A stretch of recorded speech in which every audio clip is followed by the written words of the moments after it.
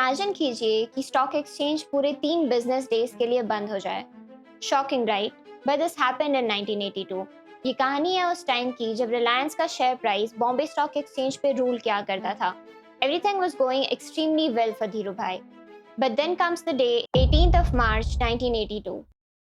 Everything flipped. आधे ही घंटे में रिलायंस के 3,50,000 से भी ज्यादा शेयर्स बेच दिए गए। The price consequently saw free fall from 131 to 121 rupees per share एक ही दिन में।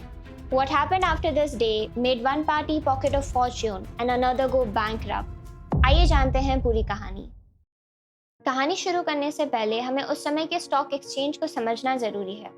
उस समय पर बॉम्बे स्टॉक एक्सचेंज में ऑल्टरनेट फ्राइडेज को सेटलमेंट होती थी, यानी 2 हफ्ते के अंदर जितनी भी ट्रेड्स होंगी सब एक ही दिन सेटल होंगी दूसरे फ्राइडे को। उस दिन सेलर्स को एक्चुअल शेयर्स प्रोवाइड करने होते थे और बायर्स को कैश, और अगर नहीं प्रोवाइड कर पाए तो तब काम आता था एक सिस्टम कॉल्ड बदला। ये एक नॉमिनल सिंगल डिजिट पर शेयर फीस होती थी जो आप तब देते हो जब आप चाहते हो कि सेटलमेंट नेक्स्ट साइकिल के एंड में हो। Reliance went public with its IPO in October 1977, where it issued 2.8 million shares at rupees 10 each. अगले ही साल ये प्राइस बढ़कर 50 रुपए हो गया था और 1980 में 104 और अर्ली 1982 में it had reached a high of 186 rupees पर शेयर। अपने आईपीओ के बाद रिलायंस ने कई बार शेयर मार्केट इन्वेस्टर्स से कैपिटल रेज किया था। For this Dhirubhai used a system called partially convertible debentures. Debentures are basically public borrowings. मान लीजिए किसी ने एक नॉर्मल डिबेंचर 100 रुपए में खरीदा, तो उसे कुछ साल तक उस 100 रुपए पे इंटरेस्ट मिलता रहेगा और मेच्योरिटी पे अपनी प्रिंसिपल अमाउंट 100 रुपए वापस मिल जाएगी। कन्वर्टेबल डिबेंचर्स में कॉन्ट्रैक्ट एंड होने पर ऑप्शन होता है, इंस्टेड ऑफ टेकिंग कैश आप इक्विटी भी ले सकते हो। कन्वर्टेबल डिबेंचर्स में जिस प्राइस पे आपको इक्विटी शेयर्स मिलते हैं वो मार्केट रेट से कम होता है and this is mandated by the regulations. हो सकता है जो रिलायंस का शेयर मार्केट में 100 रुपए का है वो आपको 25 में मिल जाए। पार्शियली कन्वर्टेबल डिबेंचर्स में बायर के पैसों का एक पार्ट कुछ टाइम बाद इक्विटी में कन्वर्ट हो जाता था और दूसरा पार्ट मेच्योरिटी तक इंटरेस्ट देता था और मेच्योरिटी पे वापस मिल जाता था। पार्शियली कन्वर्टेबल डिबेंचर्स का एक एग्जांपल होगा, मान लीजिए एक बायर एक डिबेंचर 125 रुपए में खरीदता है। अगले साल उसको रिलायंस का एक शेयर 25 रुपए में मिल जाता है जो मार्केट में 100 रुपए का था, और बाकी के 100 रुपए पर उसे 5-6 साल तक इंटरेस्ट मिलेगा और मेच्योरिटी यानी कॉन्ट्रैक्ट एंड होने पर वो 100 रुपए भी उसे वापस मिल जाएंगे। अब हमें समझना चाहिए कि ये पार्शियली कन्वर्टेबल डिबेंचर दोनों पार्टीज के लिए फायदेमंद कैसे था। किसी बायर के लिए ये फायदेमंद है क्योंकि उसको रिलायंस का शेयर मार्केट प्राइस से सस्ते में मिल जाएगा, प्लस वो बचे हुए सालों में बाकी बचे अमाउंट का इंटरेस्ट मुनाफे में कमाएगा। और रिलायंस जैसी कंपनीज के लिए ये प्रॉफिटेबल इसलिए था क्योंकि डिबेंचर्स का interest rate bank interest rate से कम होता था और सिर्फ एक part of the received money के इक्विटी में कन्वर्ट होने से इक्विटी डाइल्यूशन भी कम होता था और प्रमोटर के पास maximum control of the company reserve रहता था। The combination of these reasons created a win-win situation for both the parties involved. But the system worked on a very important pillar: people's belief in the strength of the share price of Reliance. If the price tanks, people's incentive to buy the debenture evaporates.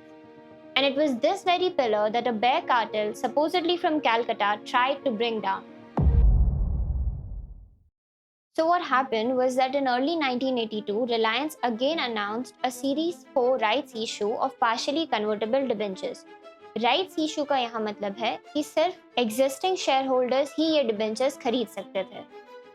इसके पहले रिलायंस ने series 1, 2 और 3 में respectively 7, 10 और 24 करोड़ रुपए raise किए थे and this time the company was looking to raise a whopping 50 crores in capital, but a bear cartel sitting in Calcutta could not stomach this. They decided to short sell Reliance shares. Short selling का मतलब होता है पहले shares बेच के बाद में खरीदना।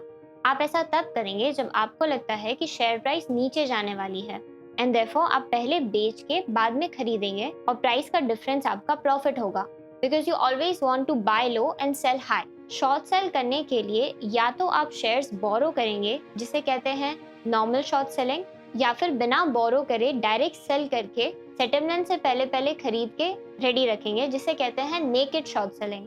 शॉर्ट सेलिंग का एक एग्जाम्पल होगा, मान लीजिए आप पर्सन ए से शेयर्स बोरो करते हैं, पर्सन बी को बेचते हैं, सेटलमेंट से पहले पहले उतने ही शेयर्स वापस मार्केट से खरीदते हैं और सेटलमेंट के दिन खरीदे हुए शेयर लेंडर यानी पर्सन ए को वापस करते हैं और ए से बोरो किए गए शेयर पर्सन बी को।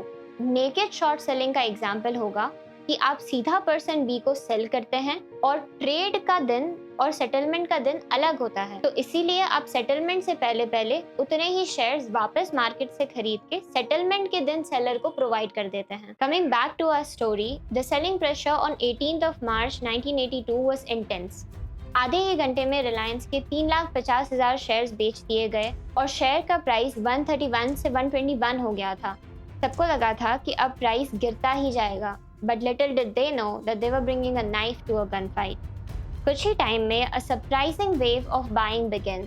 These unknown buyers started buying every single share that the bear cartel was selling, not just arresting the price fall but also pushing it upwards to 125 by the end of the day. The next day was no different. ये buyers के group ने shares खरीदना कई दिन तक जारी रखा, pushing the price upwards. The rumor was that Dhiru Bhai, seeing the price of Reliance shares plummet, dialed his NRI friends for help. Because as per the regulations, it was not allowed for the promoter of the company to trade his own shares. Later, this group of buyers was named Friends of Reliance. Buyers and sellers के बीच के इस tension के कुछ हफ्ते तक continue होने के बाद comes the settlement Friday of April 30th. A day of utter chaos. The Friends of Reliance Group demanded delivery of shares that the bear cartel did not own, क्योंकि उन्होंने naked short selling की थी। Shares ना होने की वजह से the bear cartel was forced to pay the badla fees to roll over the settlement to the next cycle. But the Friends of Reliance did not make it easy for the bears. They demanded a staggering ₹25 per share penalty to accept the postponement. ये obviously एक penalized rate था क्योंकि normally बदला charges single digit में ही होते थे। The bears did not expect this. They were shocked and refused to pay. The Bombay Stock Exchange had shut down for 3 business days as the exchange authorities tried to bring about a compromise between the two parties. Finally, the badla charges were brought down and the bears started to buy Reliance shares to settle the trade.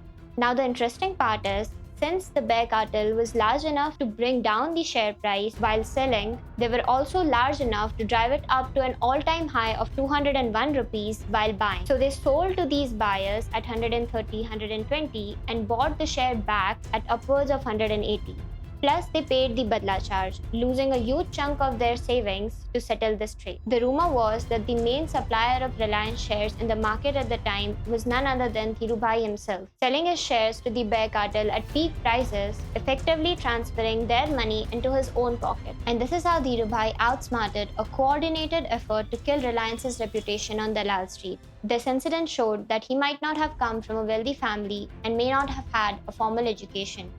But he was an astute businessman, and his shrewdness was not something anyone could challenge lightly.